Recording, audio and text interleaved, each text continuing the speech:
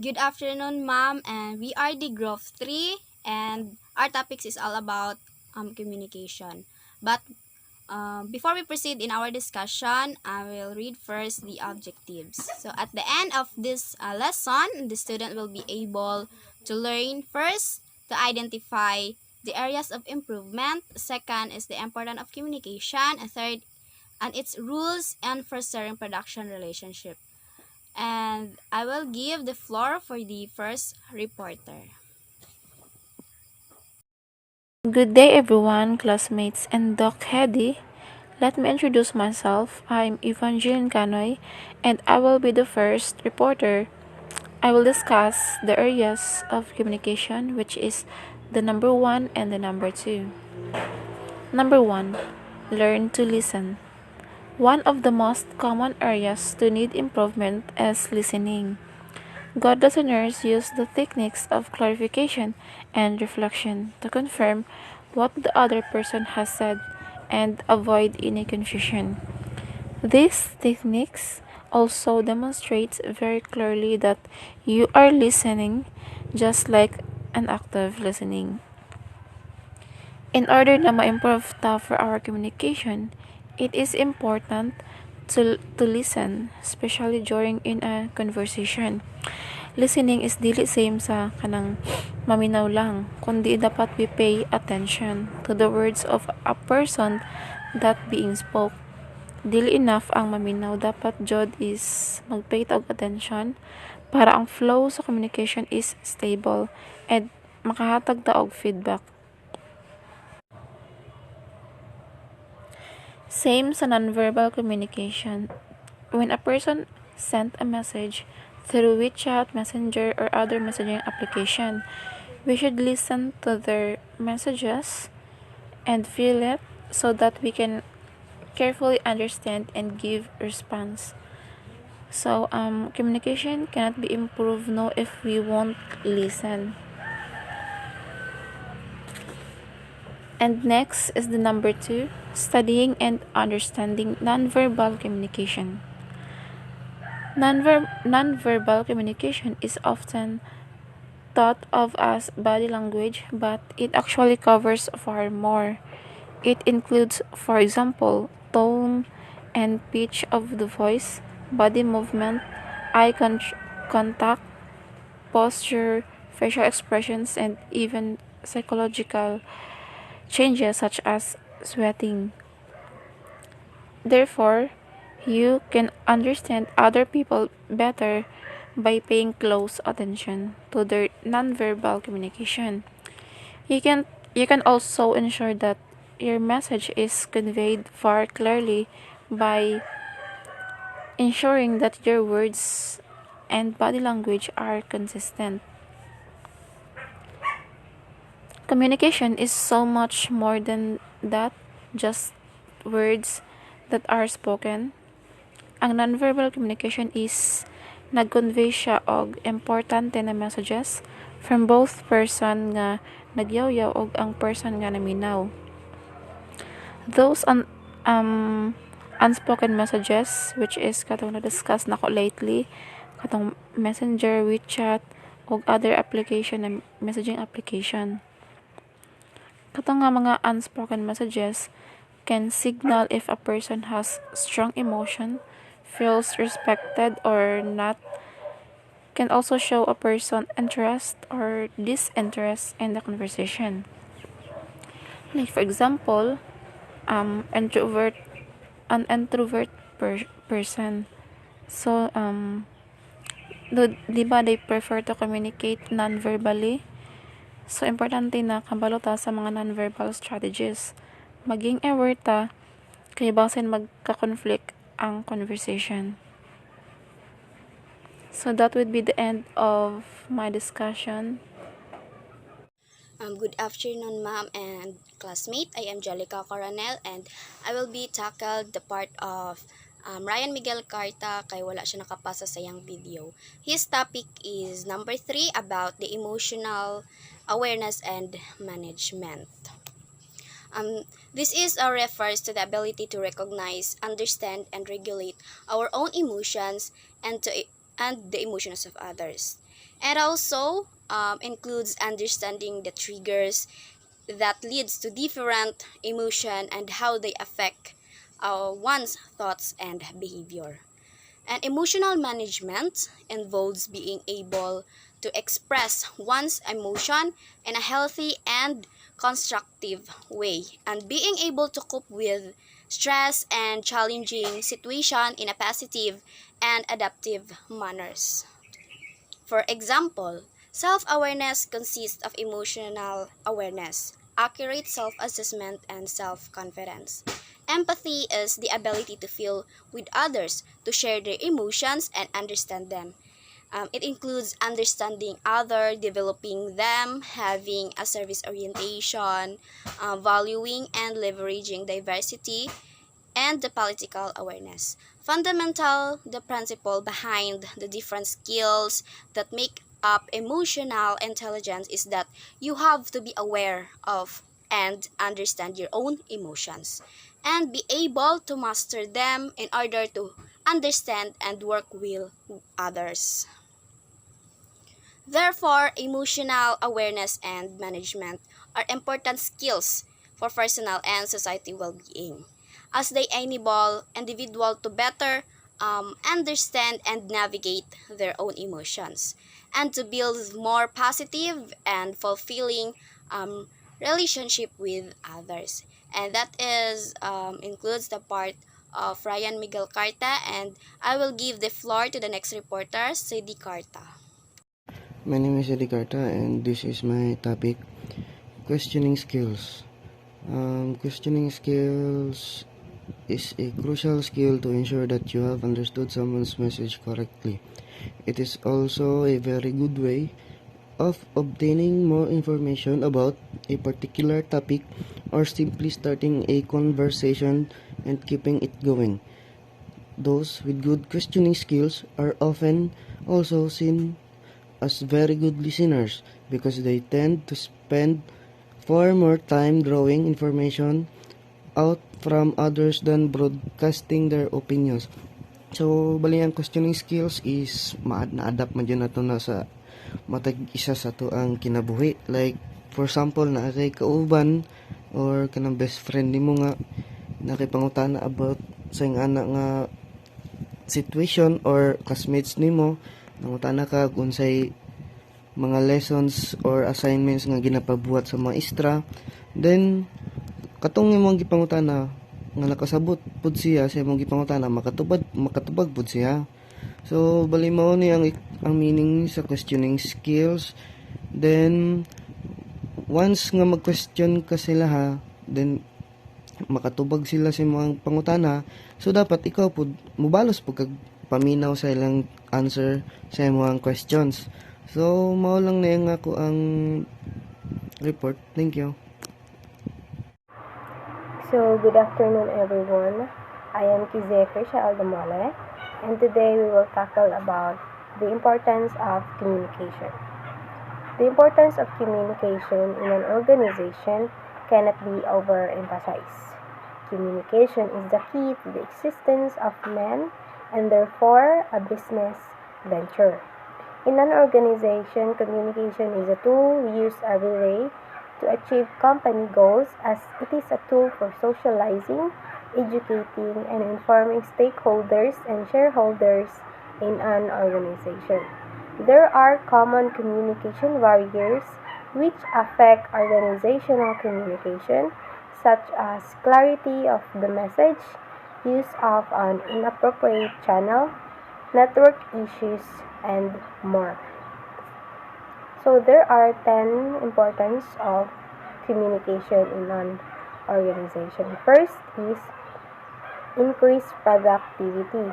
An organization will experience an increased productivity rate if employees communicate effectively within the organization's hierarchy.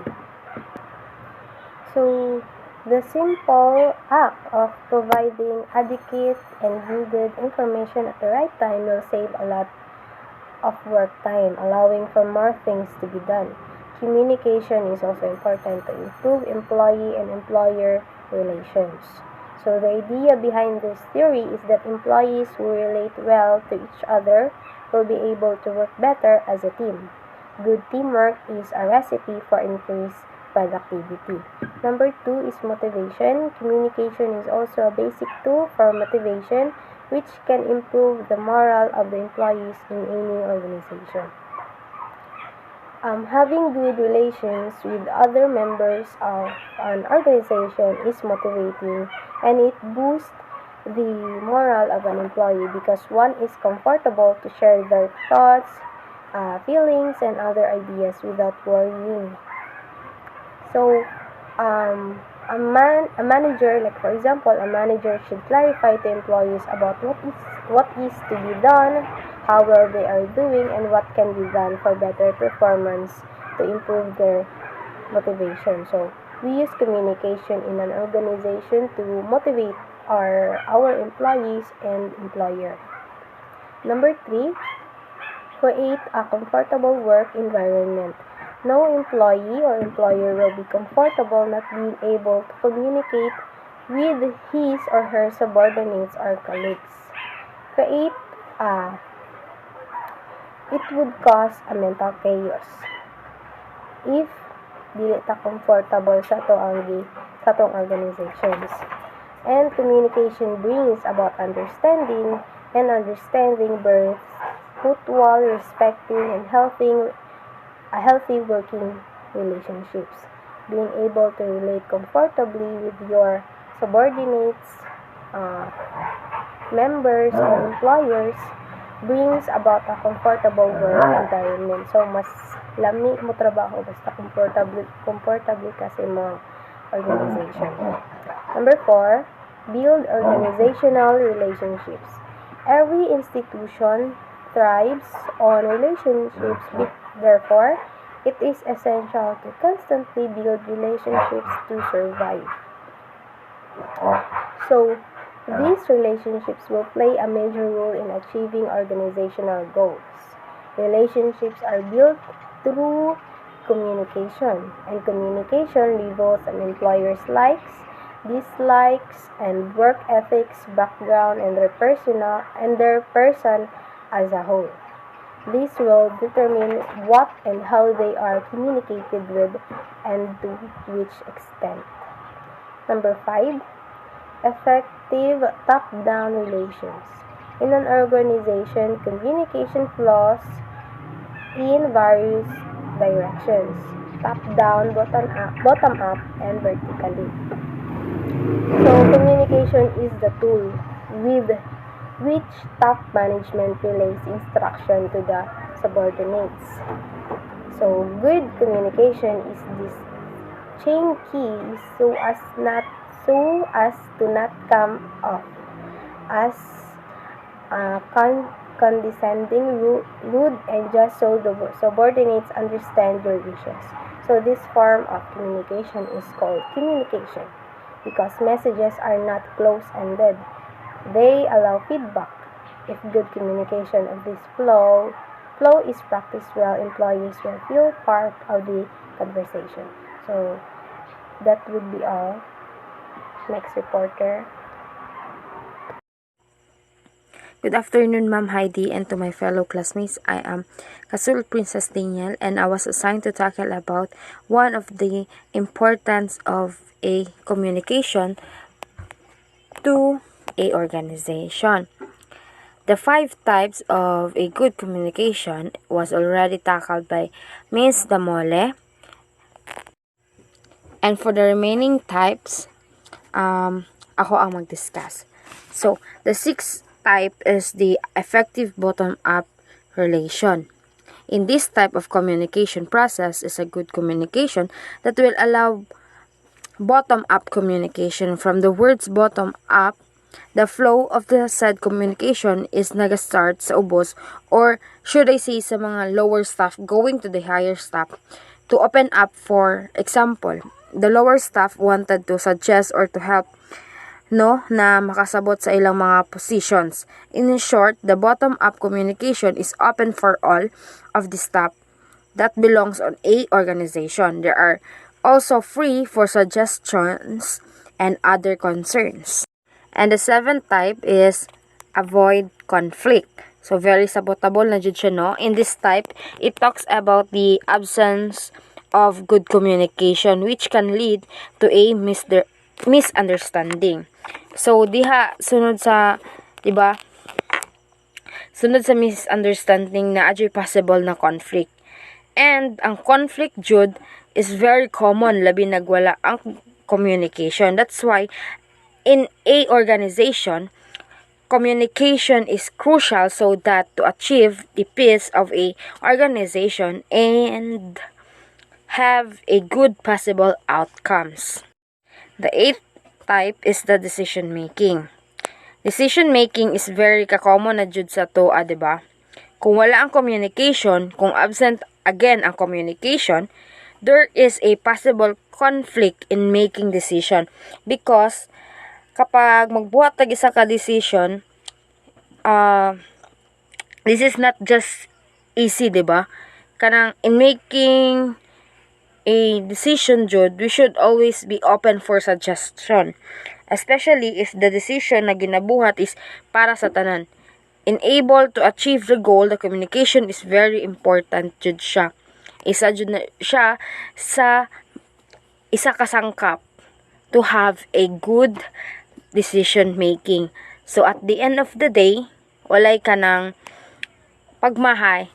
It's because naay basis, no?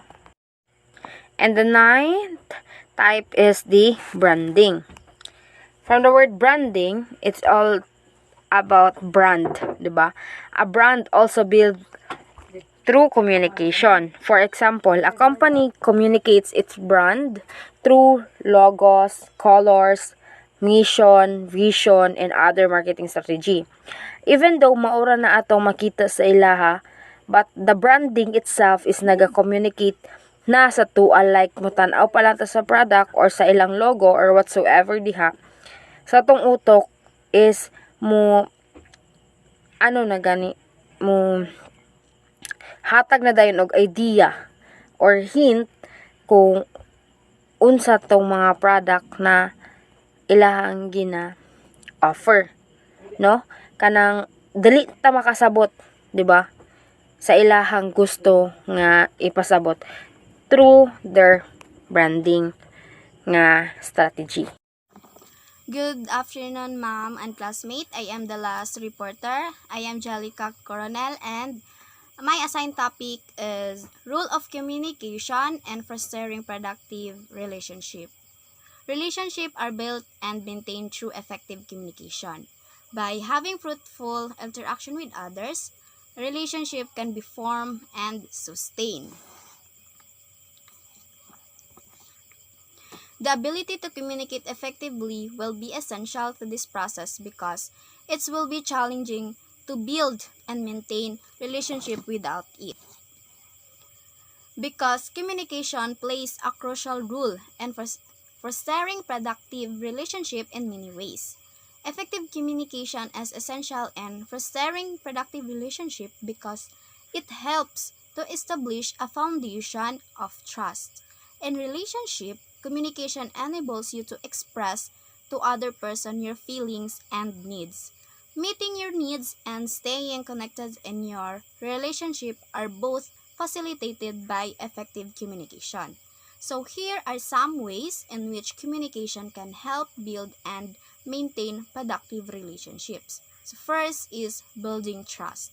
Communication is the foundation of trust in any relationship. Effective communication which can lead to more productive and positive relationship. And it is essential for building trust between people. Because when people communicate openly and honestly and respectfully, it creates a sense of trust that helps to strengthen their relationships. Second is resolving conflicts. Conflicts are inevitable in any relationship, but effective communication can help resolve them. When people communicate openly and honestly, they can address issues and find solutions that work for everyone. Effective communication is essential in resolving conflict because It helps to establish common ground, promote empathy, understand, and encourage comprehensive and collaboration. The third is strengthening connection. Good communication can help build stronger connection between people.